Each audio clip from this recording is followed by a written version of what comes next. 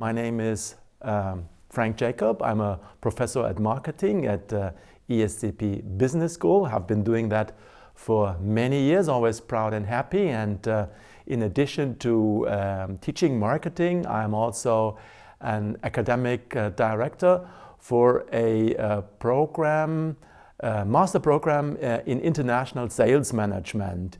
In that program, I'm also teaching, I'm giving classes, and I'm very happy to have with me here today one of my students. We met in class actually last semester, and yeah, Lyle Jarvel. Why don't you introduce yourself quite briefly also to our audience? Who you are, where you came from, and things that are something that is probably interesting for the audience to know. Sure. Thank you very much for the introduction. So, as said, I'm Lyle. Originate out of South Africa.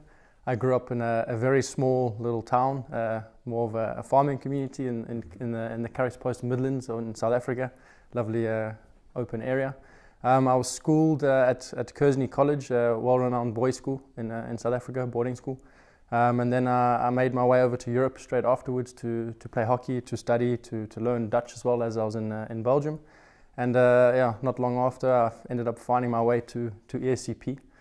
So in my first year of the Masters in International Sales Management program, and thoroughly enjoying it so far. So nothing to complain about at all, and very grateful and privileged to be sitting here today. Wonderful. Lyle, what motivated you in the first end? I mean, we understand, okay, your background, and so you finished the bachelor's level, and in the master's level, you specialized. What motivated you to go for this specific specialization, sales? So I think I've always known that I wanted to have something quite concrete behind myself, and I initially did a bachelor's program in international business management, which of course is, in the name itself, is quite broad. So after working for a year and a bit in the pulp and paper industry for a company called SAPI, underneath two big personalities in the pulp industry, Norman Snell and Victor Cum, I really wanted to be able to specialize myself a little bit further so that if I really wanted to go into something, I'd have something very strong to lean on. So for me, it was more than just doing a MIM program or an MBA, but to really specialize into something. So what not better than the international sales program here at ESCP. So it instantly drew my attention, and it was something that looked very interesting, a bit diversified over two campuses, very international, of course, with a lot of students from everywhere. And that really drew me as an international to the program, and I thought that I'd be able to get a lot from it and also hopefully offer quite a bit to the program as well. Lyle, you just mentioned it briefly, but I think it's quite interesting also for our audience today that you are, in addition to your professional experience and also to your education so far, there's a strong hockey dimension in your life. Yeah, can you tell us, can you give us some more details and tell us a little bit about that background and that part of your life? Sure. I think it starts off when I was a lot younger in South Africa, and my whole family was more orientated to rugby, which is of course the much bigger sport in South Africa, but I was quite set on playing hockey. So it started off when I was, I think, in the age of about 13, and I was selected for the provincial team and then made it to the national high performance squad as a youngster, which was really quite a big boost in my hockey career. I was then able to attend Kearsney College boys' school, high school in South Africa, and that was unbelievable, the facilities and the sporting coaches that we had available. So that really boosted my hockey career from there, and I think each year I was able to make the provincial A team as well as the respective national team for that age group, climbing up, going forward. And that really was quite a strong driving force in ensuring that I was able to complete my hockey career at that stage. And I think within 2 years or 2 years to go before the end of high school, I was really set on going to Europe. And for me, Belgium was a national choice, or the natural choice, because that was where my grandfather came from. So for me, it was quite easy to go back to my roots to Belgium, and there was a club in Bruges that was able to take me in. And basically, I left high school, went straight into the hockey setup in Belgium and played club hockey there, which I really enjoyed, and did that for about 2.5 years, whilst I also studied on the side, which was quite interesting to combine the both. Definitely not the easiest thing I have done. But I played hockey, I also coached there, and then I was able to do an exchange semester in the United States. And unfortunately, they didn't have any hockey there, and it was just a choice between football or ice skating, which I could do neither of very well. So hockey took a break for a moment, and not long after that, I ended up working in Brussels, and I got given the opportunity to also work and play in a Brussels club. But the work schedule was quite demanding, and I didn't see how I could combine the both. So unfortunately, hockey was put on hold again. And then after about a year and a half in Brussels, I wanted to take a next step and push myself further, and I took on the challenge of coming to ESCP, to the MISM program. And just before I arrived here, the head coach of the Berliner Hockey Club sent me a message asking if I'd be interested, and initially I said probably not, because I was not sure how demanding the schedule would be, and I knew that working there would be exceptionally demanding, especially since it's a team that's playing in the Bundesliga. But after a second request, I facilitated an interview, and after a bit of negotiation, we were able to come to a form of agreement. I was able to then continue my coaching career for a Bundesliga club here in Germany, in Berlin, of course. Mm-hmm. Interesting, very interesting. These are two dimensions of your life. Yeah, on the one hand, selling, also, looking back at the company experience in that, now studying this field. On the other hand, the hockey background, the career, your record as a professional in South Africa, as a coach and a player in Europe and now in Berlin, and also to hear how you manage to handle the two simultaneously.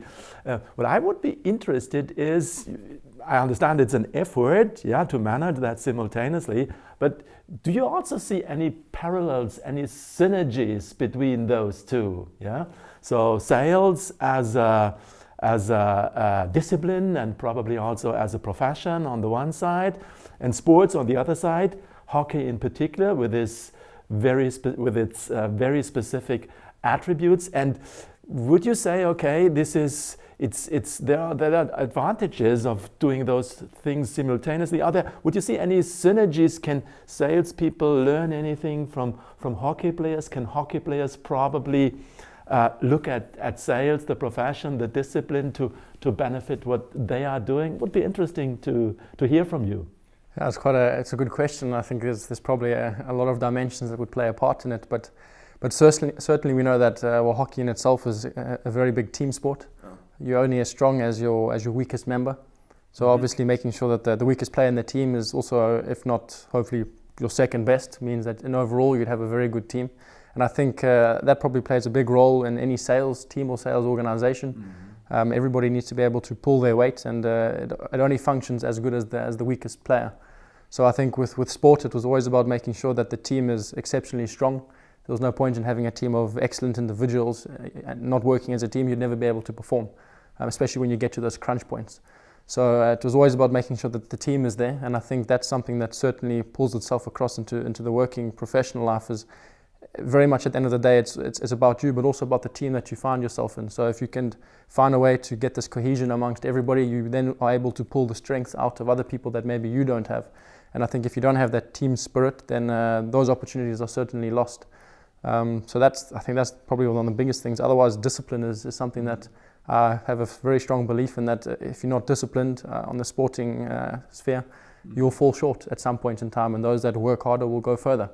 And I think with sales, it will be very much the same thing, that if you're able to put in the hard yards, do that extra work that nobody else is willing to do, whether it's individually or also as a team, then I think at the end of the day, you will be more successful than somebody else. And I think there's probably a very big psychological part in all of it as well, the mental tough game. And I think as a salesperson, you probably need to be very confident. The sales team needs to be confident. And I think if your confidence is only based off your success, then for me that would be a failing confidence, because if your confidence only goes in waves, then if you aren't performing well, your confidence dips. And I think with sport, if you have a player or a team that also does that, if they concede a goal, for example, their confidence dips, and the chance of winning that game is obviously a lot less than if you were to have a team, for example, that has a flatline confidence, where their confidence is not built off just their performance on that day, but they have this belief confidence that is flatline. And no matter what happens in the game, they still believe in themselves.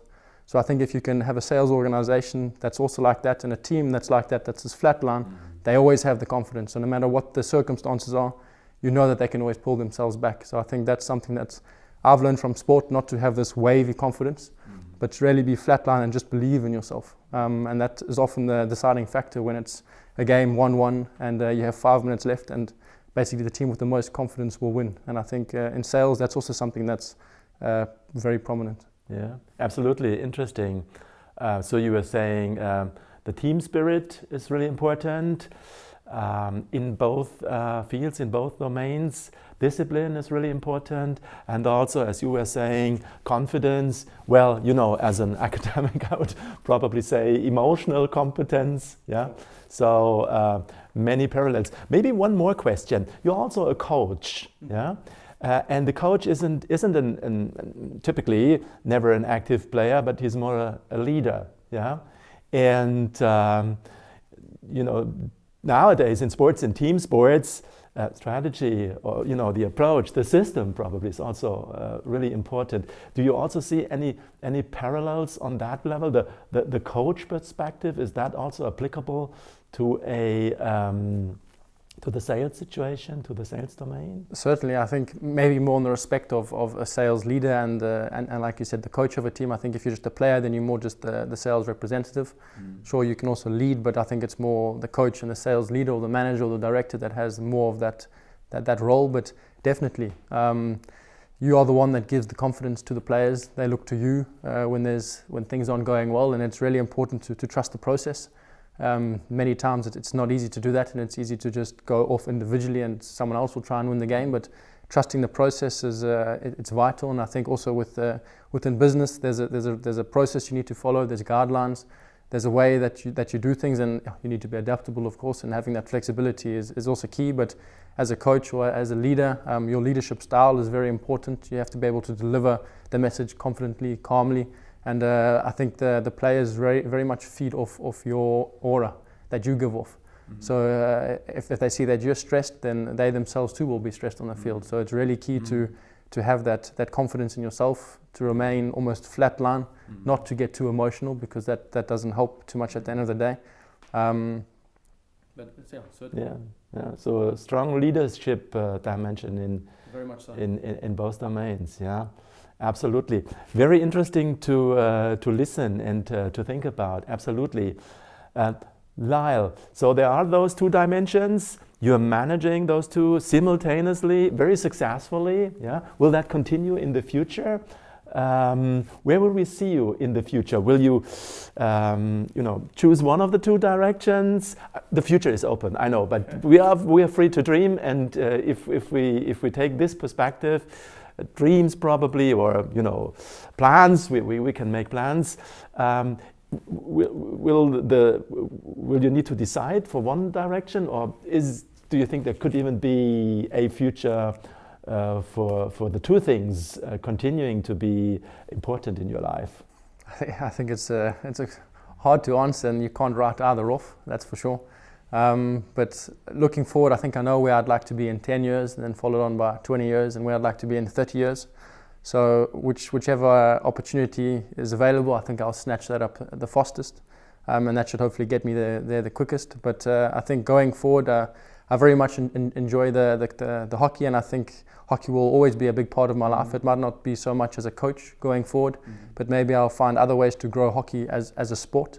That's something that I really am quite passionate about. So not sure how that will look in the future, but it's something that I'd very much like to push and just grow hockey, whether it's further in Europe or even in South Africa, back home. But I can't answer what the path will look like going forward, but I definitely know where I'd like to be in those 10-year intervals going forward, and I will snatch up whatever opportunity basically presents itself to me for me to do that. Yeah. Wonderful. Yeah.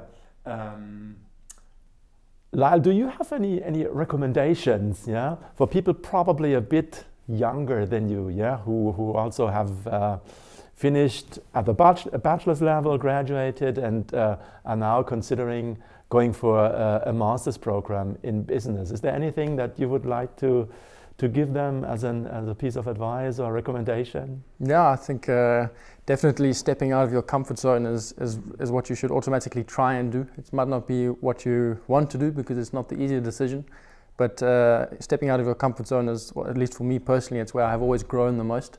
So I would actually suggest, probably before joining the program, try and find somewhere to work at for a year, half a year, get some real world experience. That's proved quite vital to my success here so far at ESCP, having that different perspective, not necessarily just from my previous university, but also from the pulp and paper world. Things operate completely different there. You learn so many new things that you would never be able to learn, for example, in a business school or in a university. So being able to do all of that before meant that when I arrived here, I had a different perspective, and I also had a lot more to offer to the program and also to my classmates. So I think for me, if you can step outside of your comfort zone, go and get a little bit of extra experience, do something completely different, it will change your outlook going forward. And it also means that when you do start the program, you are just able to offer so much more, and you can also take in a lot more, I think. Yeah. Great, Lyle. Yeah, maybe a concluding remark also from my side. I got to know you as a decent person, and probably also sometimes humble, but on the other hand, from my perspective, you are a wonderful example of how valuable a community of peers could be in that stage of your education. And I think the peers in your class, they're very lucky to have you in and to also benefit from your experience, from your perspective, from the kind what you have learned, not only in sales but in other domains. There are more peers, and many of them have talents and different experiences. But I think this is also one of the great benefits students could acquire from joining a school like ESCP that tries to attract talents from not only from different countries but also from different domains, tries to bring them together and tries to make them benefit and take advantage of each other to complete their own profile and become better managers, leaders, and contributors in our modern world. No, certainly. I think one of the highlights of being in ESCP so far is just the diversity. I was always a challenger, and I would always jump into something before really thinking about it and ask questions later. And I think since joining ESCP, the potential of the class and of the school is profounding, and it's actually so special to have a project or any discussion in class and sit back and just listen to what other people have to say and what they can offer, because their perspective and their outlook is vastly different to that of mine. And I think that's where I've been able to learn so much from. So for that, I think it's a beautiful experience, and just watching everybody else grow at the same time and feeding off everybody else is really what makes this program so different, I think, to many others. Yeah. Lyle, thank you very much for sharing those insights with us. I think it's been very interesting, and I'm quite sure our audience is also very excited and likes it. Thank you very much one more time, Lyle, for being here with us and for sharing all of that. Thank you, Professor.